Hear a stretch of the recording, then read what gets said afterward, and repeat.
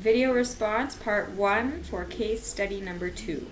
Identify what went wrong with Mimi's verbal and non-verbal messages and explain why they are ineffective. Example number 1 is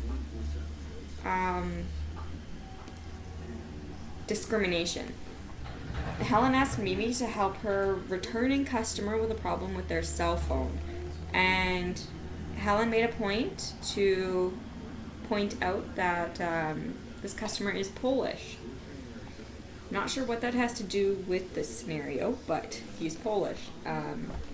Mimi then assumed that this customer didn't know how to understand or speak English when she first encountered him,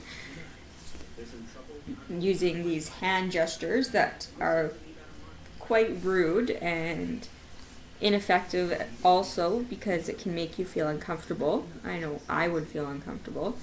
And it would also take a toll on my self-esteem if someone was discriminating against my culture and heritage. Another example is Mimi had insisted that this customer didn't know how to return to the home screen on his own cell phone. Mimi could improve this by applying decoding skills, and prior to making this judgment, she could seek an alternative judgment in the situation. For example, she could assume that he does know how to use his phone because his issue was not knowing how to take a selfie. And as the customer had mentioned before, this is ineffective because it had made him feel stupid. And example number 3 is the customer showed Mimi his cell phone, and she immediately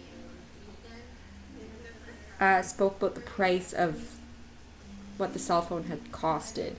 She applied labeling to the customer in the sense because she had labeled Polish people as rich and luxuries that she could find, and jokingly mentioned that she should find herself a Polish man.